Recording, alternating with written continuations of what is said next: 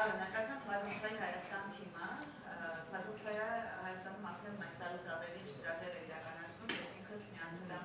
մոտ մեկ ամիս առաջ, եւ այստեղ Plug&Play-ի միայն մի կտորն է, որ Հայաստանում ներկայացված է բդան նախարարության հետ ուղղակի կոնտրակտով, ընդհանուր առմամբ որպեսզի ներկայացնեմ, քանի որ առողջապահության ոլորտից միգուցե տեղեկատվության տեխնոլոգիական ոլորտում առաջատար ընկերության մասին, Plug&Play-ը իրեն ներկայացնում է որպես նորարարական պլատֆորմ համաշխարհային եւ ինչ է նշանակում պլատֆորմ, դա այո, ինչպես ինքերն ասեց, ինկուբացիոն, ակսելերացիոն ծրագրերն են մի որպես նեսյունակ գործունեության, բայց հաջորդը նաեւ հաջորդ երկուսը, որոնք քիչ կարևոր չեն, Plug&Play գործունեության մեջ, դա վեճուրային ներդրումներն են, իրոք աշխարհում բավականին մեծ դեր ունի Plug&Play այս հարթակում եւ վեճուրային ներդրումներ կատարում են տարբեր ոլորտների, հիմնականում շատ ավելի վաղ փուլում գտնվող, վաղ զարգացման գտնվող ընկերությունների անցյալ տարի մոտ 250 ներդրում ամրվել, որոնք նշանակում է ամեն աշխատանքային օր գրեթե աշխարհում մեկ եղել է մեկ ներդրում։ Եվ այդտեղ նաև առողջապահության ոլորտի հետ կապ ունեցող, այսպես նշած health-tech ընկերություններում, այս պայն կարծեմ մեր պորտֆոլիոն կա 3 միայն եղջյուր, հենց health-tech։ Եվ երրորդ կարևոր ուղղությունը, որով աշխատում է Plug&Play, դա այսպես միջոց հայերենով խոսում, բայց անգլերեն կարծես ավելի շատ է, Open Innovation Service-ներն են, որը շատ կարևոր օղակ է ինովացիոն նորարարական ոլորտում, դա մեծ կորպորացիաների հետ աշխատանքն է, որտեղ Plug&Play օգնում է կորպորացիաներին ներքին հետազոտական աշխատանքները հանել արդեն բաց ոլորտ, այսպես կոչված, այսինքն կապ դառնալ ստարտափների, տեխնոլոգիական նոր ընկերությունների եւ մեծ կորպորացիաների միջեւ։ Այս ոլորտում եւս աշխարհում health-tech-ը ընդհանրապես Plug&Play-ի երկրորդ մեծությամբ ոլորտն է, որտեղ այսպիսի կորպորացիաներ են պլատֆորմում, ինչպիսիք են Pfizer, Roche, AstraZeneca եւ այլ մեծ անուններ։ Սա պրակտիկորեն նշանակում է, որ Plug&Play-ը օգնում է այս մեծ ընկերություններին գտնել շատ բարդ հետազոտական խնդիրների պատասխաններ իր ստարտափների միջոցով։ Հիմա գալով Հայաստանում մենք արել ենք 2 ստարտափների հետ աշխատանք, մեկը քիչ ավելի հասուն խումբ էր, որը ամենասերում է ներքին health-tech ոլորտի առողջապահության ոլորտի առաջին է։ Երկրորդը ինկուբացիոն ծրագիրը ավելի վաղ շրջանի ընկերություններ էին, հիմնավորումից մեկին այստեղ տեսել եմ։ Այստեղ ունենք 2 առողջապահության ոլորտում ներկայացնող ծրագրեր։ Մենք կուզենայինք տեսնել ավելի շատ ընկերություններ, իհարկե այս ոլորտի, որովհետև առողջապահության ոլորտի հետ կապված տրենդը բնականաբար դեպի վերև է միայն գնում եւ ինչպես նշեցի, գլոբալ առումով Plug&Play-ի երկրորդ մեծությամբ ոլորտն է։ Սա նշանակում է, եթե Հայաստանի առողջապահության ոլորտի հետ կապված ստարտափ ընկերությունը դիմում է Plug&Play-ի ծրագիր, ունենում է արդեն մուտք դեպի մեր ամբողջ գլոբալ համակարգ, դրանց ոչ միայն անցնում են ծրագիրը, որ մենք կոչում ենք ակսելերացիա, այսինքն խտացված ձևով անցնում է արագացում զարգացման տեսանկյունից։ Տարիների զարգացումը խտացման մի քանի ամսվա մեջ, իմաստը ծրագրի կա է, ոչ միայն այդ ծրագրով է անցնում, այլ նաև ունենում է մուտք դեպի մի համակարգ, որը մենք կոչում ենք Playbook, սա մեր ներքին ստարտափների դատաբազան է, այսպես կոչված, որին մուտք ունեն նաև մեծ կորպորացիաները եւ օրինակ Roche ընդհանուր առմամբ Plug&Play-ի օգնությամբ 20 ստարտափի մեջ է ներդրում արել, որոնց օգնությամբ 100 pilot ծրագրեր են արվել։ Եթե դուք հայաստանից health-tech ընկերություն եք, մուտք գործելով մեր ծրագիր, ունեք նաև հնարավորություն մասնակցելու այդպիսի խնդիրների լուծման մրցավազքին, այսպես կոչված։ Մեկ այլ խնդիր է, որ բնականաբար Հայաստանի ստարտափները դեռ իրենց խնդիրները լուծելու հասունությամբ միգուցե այնտեղ չեն, որ հետաքրքիր լինեն Pfizer-ին կամ Roche-ին, այստեղ դեռ շատ աշխատանք ունեն անելու եւ մենք կուզենայինք տեսնել շատ ավելի հասուն ստարտափներ այս ոլորտում։ Միգուցե սրա արագացումը կլինի նաև հայկական ընկերությունների, կորպորացիաների, առողջապահության ոլորտի ընկերությունների մասնակցությունը, այսպես նշած նորարարական աշխատանքային եւ սեփական հետազոտական աշխատանքները ստարտափներին դերեկացնելու պատրաստականությունը, որովհետև բնականաբար տեղական ստարտափը շատ ավելի լավ կհասկանա հայկական ընկերության խնդիրի առաջին որպես պիլոտային աշխատանք այստեղ աշխատելու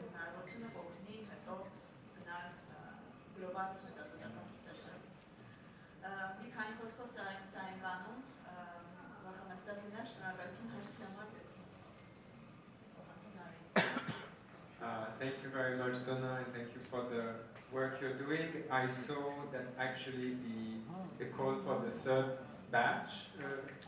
has already came up.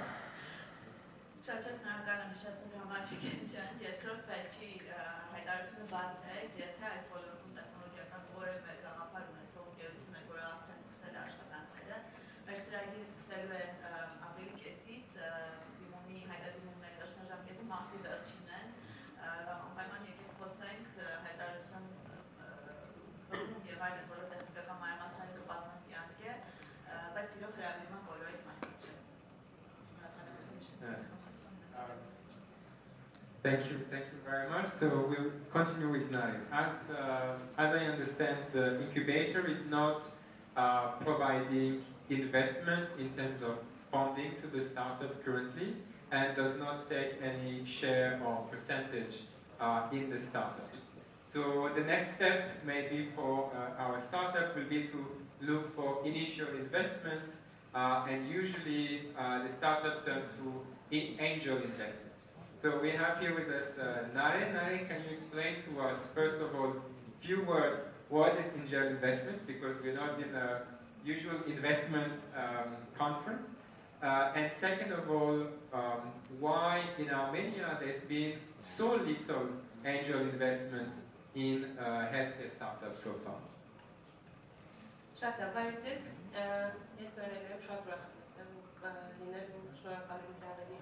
Նախ ասեմ, թե ինչի շատ ուրախությամբ մտեցի դաները, որովհետև բացի հիմա Angel Investor Club-ով Արմենիայի տնօրենը լինելուց, մինչև այդ ես ինքս Health Tech Startup-ում ունեցել եղել մոտավորապես 8-10 տարի, ու շատ լավ գիտեմ երկու կողմի եւ մարտահրավերները եւ խնդիրները եւ տերպերները։ Ինձ հիմա շատ լավ նստել ենք incubation, angel investment policy-ներ, հենց այն փուլերով էլ անցնում են ստարտափները, այսինքն եթե պատկերացնենք, որ founder-ը գալիս է ինկուբացիայով, հետո եթե venture-ային ճանապարհն է ընտրում, angel investment-ը հեշտ հասանելի ուրիշ տեսակի փող չի, ինքը venture investment-ի, այսինքն risk-ային investment-ների առաջի քայլերից մեկն է, որտեղ շատ ավելի արագ են որոշումները կայացվում, շատ ավելի թիմակենտրոն են լինում, այսինքն չնայած VC-ների համար է շատ կարևոր թիմը, բայց angel investment-ի տեսանկյունից շատ ավելի շեշտադրվում է թիմը, ու Հայաստանի հեշտակ ներդրողների ակումբը արդեն 32 ընկերություն ունի պորտֆոլիոյում, ունենք 50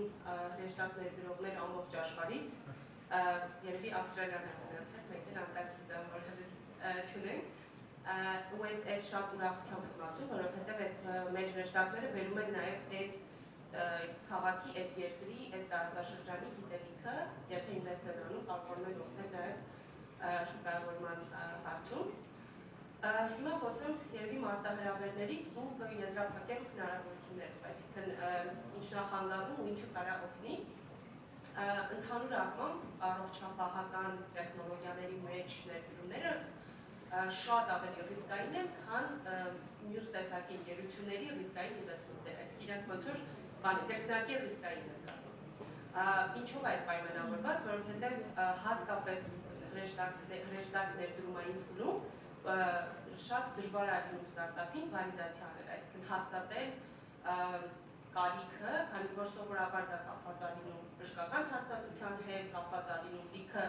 սերտիֆիկացիաներով, լիքը պրոցեսներով անցնելով, որը որ խանգարում է շատ արագ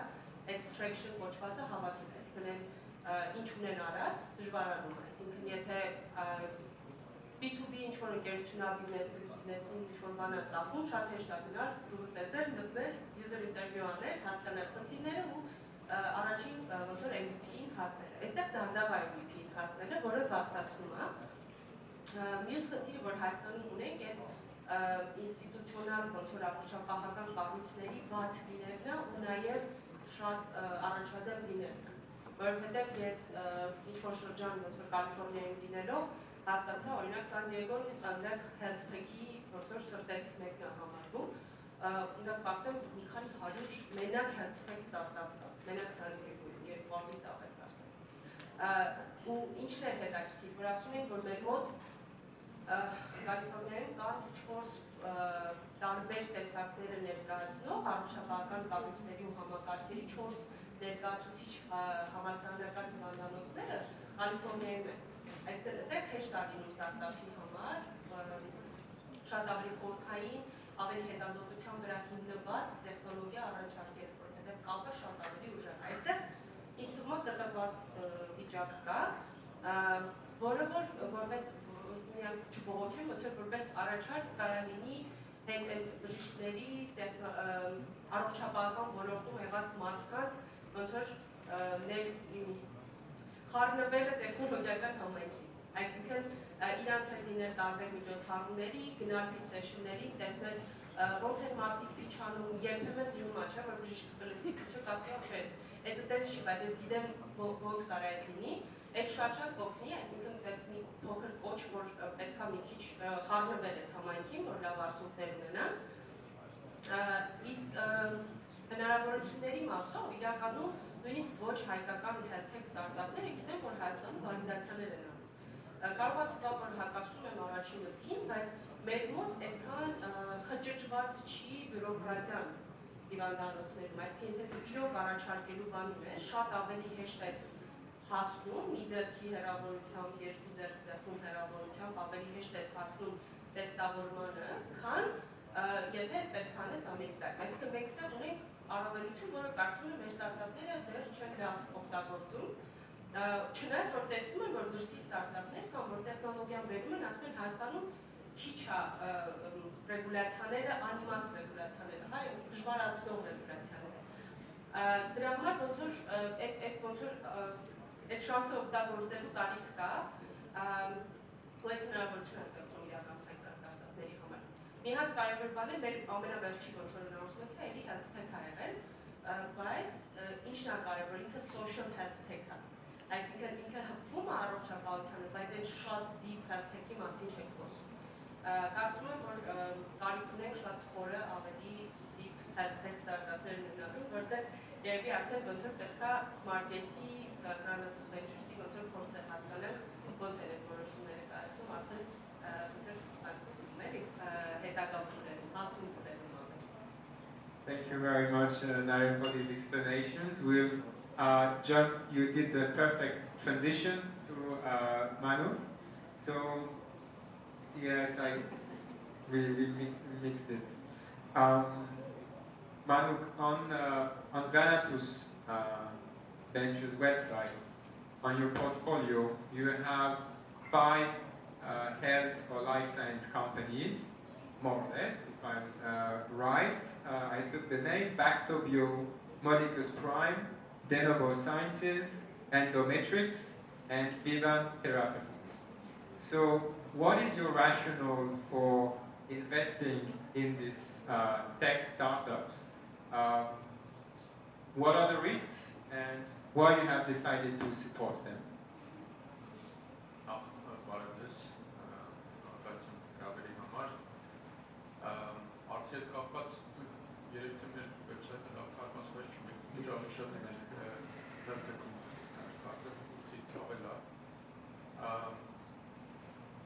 Ընդհանրապես առողջապահությունը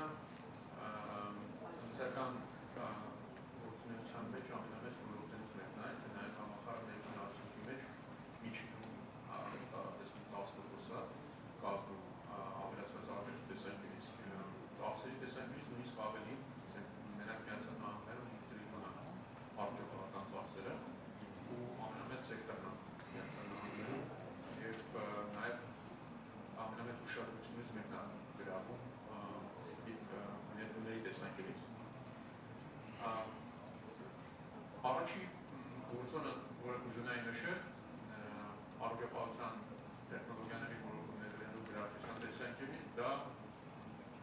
ոչ միայն մեդիցին է, այլ նաև ինչ-որ ձևով ավելի քիչ շուկա է, այսպես ասենք, կարճաժամկետ գործոնների ազդեցության ենթակա լինել։ Հիմա մենք տեսնում ենք օրինակ նույն արհեստական բանականությանը, որը կարճաժամկետ ազդեցության չի, իհարկե շատ ֆունդամենտալ գործոն է, բայց պետք է շատ կարճաժամկետ ու պետք է շատ մեծ փոփոխությունների շուկայում, միևնույն ժամանակ առողջապահության ոլորտում մասնավորապես այն նշեցին դիպ ավելի խորը տեխնոլոգիաներով հանդիպությունների մեջ ավելի քիչ ազդեցության, որտեղ արդեն մարդկային բիոլոգիան, մարդկային կենսաբանությունն այն հայտարարից, որ ասենք չգիտեմ ամենատրիվիալ օրինակը երևի թե դեղերի օրինակ փորձարկումներն է, ամեն դեպքում դեղը պիտի դա սպասես ինչ-որ ժամանակ մինչև օրգանիզմը տեսնես ինչ ռեակցիա տա, դեպի որ արհեստական բարեկամություն չկարող արագացնել եւ մասնավորապես նաեւ hardware-ի, սարքավորումների եւ շատ այլ ոլորտներում, այնտեղ որտեղ ֆիզիկական աշխարհն է եւ կենսաբանական աշխարհն է արդեն որպես գործոնի հայտ գալիս, այդտեղ արդեն շատ ավելի բարդ է այդ փոփոխությունները տեղի ունենալ ու ինչ-որտեղ դա դժվարացնում է ներառությունները եւ ինչ-որտեղ նաեւ ինքը դարձնում է երկարաժամկետ ներդրումային հեռանկար ունեցող ներդրողների համար ավելի գրավիչ։ Սա առաջինը եւ երկրորդը դերևս կուզենայի նշել, որ դա երևի թե այն ներդրողների համար, որոնք ուզում են ունենալ կարևոր դրական ազդեցություն իրենց ներդրումների միջոցով, դա ամենակարևոր ոլորտներից մեկն է։ Այլ ինչ ոլորտ կա, որտեղ դու կարող ես մեծապես նպաստել մարդկային կենսաբանությունների բարելավմանը, եթե ոչ առողջապահությունը։ Նամաց երևի թե այս երկուսը մեր համար ամենակարևոր մոտիվացիոն գործոններն են, ներդրումներ անելու առողջապահական գիտությունների մեջ։ Գնալով առաջ կուզենայի նշել, որ մենք նախատեսում ենք ավելի շատ ներդրումներ իհարկե անել առողջապահության մեջ, որովհետև ճիշտ ասած նաև ամենագրավիչ հնարավորություններն ենք այդտեղ տեսնում, հաշվի առնելով այն տեխնոլոգիական մեծ փոփոխությունները, որ տեղի են ունենում այսօր աշխարհում, շատ դժվար է գնահատել, թե ասենք չգիտեմ նույն հիմա այսպես ասենք AI agent-ների այդ արհեստական բանականության այլն դժվար կամ ավտոնոմ agent-ների օրինակ այդ գալը, որը ամենամեծ փոփոխություններ բերող գործոնն է, ինչ որ տեղով գրավիչ է, բայց մենք տեսնում ենք, որ ասենք շատ մեծ ընկերություններ մի քանի տարում դառնում են ստարտափեր մի քանի տարում դառնում են շատ մեծ ընկերություններ, բայց հետո տեսնում ենք, որ գալիս է երկրորդ ալիքը եւ արդեն ուրիշ ստարտափեր սկսում են իր շուկան գրավել, դժվար է գնահատել, թե որոնք են այստեղ ամենագրավիչ բաները։ Իսկ օրինակ, ասենք, մի հատ օրինակ բերեմ, ընկերություններից մեկը, որ վեբսայթը չկա, ուրեմն ստեղծել է մարդկային օրգանների տրանսպլանտացիայի համար տեղափոխման տեխնոլոգիա, մարմնի ջերմաստիճանի պայմաններում է կապում, այսինքն երկու ինովացիա կա, որ դա փոխարինվում է արյանը, ինչ-որ մի հատ լուծույթ են գտել, որ փոխարինվում է արյանը, եւ հետեւաբար մարդկային ջերմաստիճանի պայմաններում է կարողանում պահել, եւ նաեւ այդ տեղափոխման սարքավորումը իապես ավելի փոքր է եւ ավելի էժան է, եւ փոխարինելի է, այսինքն մի անգամ տեղափոխելով կարող եք ուղղակի իրան լուծել։ Սա ռադիկալ ինովացիա է, ամենը մի քանի երկու կա աշխարհում, որ այս տեխնոլոգիաներով մրցում են միմյանց հետ, սա ունիկալ է, այսպիսի տեխնոլոգիա չունի որևէ ընկերություն։ Օրինակ, այս տեսակի հնարավորությունները շատ դժվար է տեսնել, ասենք, չգիտեմ, ծրագրավորման ոլորտում, նույնիսկ ռոբոտիկայի ոլորտում, որ այսօր շատ արագ զարգանում է, եւ մնացած շատ այլ ոլորտներում, այստեղ կան բաներ, որոնք իսկապես դու կարող ես գտնել, եթե աշխատես, շատ գրավիչ է, այստեղ իհարկե տեխնոլոգիական ռիսկը շատ մեծ է այս տիպի ներդրումներում։ Դա համար մենք որպես ներդրող ունենք տեխնոլոգիական ռիսկի ընդունման ավելի բարձր շենք, այսինքն մենք պատրաստ ենք ավելի բարձր տեխնոլոգիական ռիսկ ընդունել, բայց դրա դիմաց ավելի ցածր շուկայական ռիսկ։ Այսինքն եթե տեխնոլոգիան աշխատեց, ապա փոքր ասած շուկան առկա է։ Համար այդ տեսանկյունից մեր համար շատ սա երևս համար առաջին ներդրումային ոլորտը։ Thank you very much, Manu, for these explanations on risk management and how you approach investment in these companies. I'll turn now to Ashot. who's partner in SmartGate VC, and whose investment fund has recently invested more and more into neurotech or brain technology companies from different countries. Can you give us more information and explain to us why you are going into that specific niche of health tech and neurotech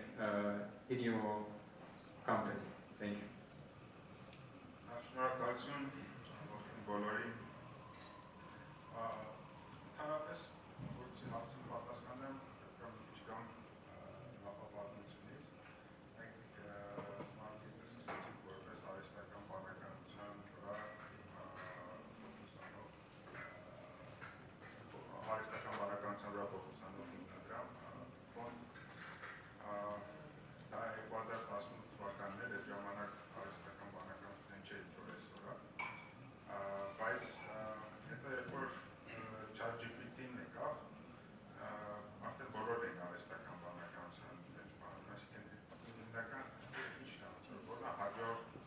մեծ ալիքը, որը գալու է եւ դու այդ ալիքին ընդառաջ համապատասխան ներդրումներ անես, ու այդ ուղղություններից մեկը, որ մենք հավատում ենք, ընդհանրապես շքական երես խալ ասել, այժմ կենսաբանական եւ բժշկական սարքավորումների ոլորտում նյուրոթեքնա եւ brain computer interface-ները, ճիշտ հայերեն թարգմանությունը դժվար եմ ասել, բայց եթե տենց շատ գիտաֆանտաստիկ երկնանք, որը իրականում այդքան գիտաֆանտաստիկ չի, ինչ-որ մի պահին մարդը կարիք չունենալու հեռախոսի մեջ նայի, որպեսզի ChatGPT-ն հարցնի, ես ինչ եմ տեսնում, այդ նկարի հարցնի, ես ինչ եմ, կարող ուղիղ կապվի ChatGPT-ն ու կարողանա ուղիղ ինֆորմացիան անալիզանել ու պատասխանել։ Բայց այդ ապագան ունի իր ճանապարհի շատ կոնկրետ բժշկական տեխնիկներ, որոնք լուծում են, սկսած ուղեղի քաղցկեղից, վերջացած ուղեղի հետ կապված տարբեր խնդիրներով, ուղեղի աքսեսի տեխնոլոգիաներով, նյուրոմոդուլյացիայի տարբեր խնդիրներով, այսինքն ինքը հետաքրքիր խնդիրներ կան, որոնք այս պահի խնդիրներ լուծելով մեզ տանում են դեպի այս ապագան։ Մեր հետաքրքրությունը ոլորտի հետ կապված այդտեղ է ու իրոք բազմաթիվ ներդրումներ են կարել աշխարհի ամենաառաջատար թիմերից, MIT, Harvard, UCL, Cambridge եւ այլն, որոնք այդ թեմաների մեջ կոնկրետ առանձին վերջած վերցել են աշխարհի ամենաառաջատար նախագծություններն են, ամենաառաջատար թիմերն են։ Բայց մի բան ուզենամ ասեմ, որ այս ամենը Հայաստանի հետ ինչ կապ ունի, այդ մասը ինձ թվում է բավական մեծ խնդիր է։ Օրինակ, այս կենսաբանության ոլորտում, բժշկական ոլորտում clinical trial-ները, հայերեն ցածրված կլինիկական հետազոտություններ անցկացնելը բավականին հետաքրքիր բան կարող լինել եւ գիտական ինչ-որ առումով վերաշրջություն կենտրոնալ եւ հենց անմիջապես դրա կիրառության առումով, բայց այսօր երբ որ ես խոսում եմ ամեն դեպքում ինչ-որ կապեր ունեմ Հայաստանում, խոսում եմ ինչ-որ նա հասկանալ ոնց կարելի է դա այնպես անել, որ չստացվի, որ բոլոր քեզ լավություն են անում դրա համար, այլ ստեցամ ուղղակի ստացվում է, որ մարդիկ փող են ուզում աշխատել եւ աշխատեն։ Այդպիսի ոչ մի բան չի ստացվում ու չես կարող գնալ ինչ-որ աշխարհի ամենաառաջատար լաբերից մեկի ղեկավարին, Հարվարդում ասել, ես ինչ դու պետք է Հայաստան գնաս, գնանք ես կգնենք, եթե մարդը հայ չի նայելու ոնց որ 1000 տարի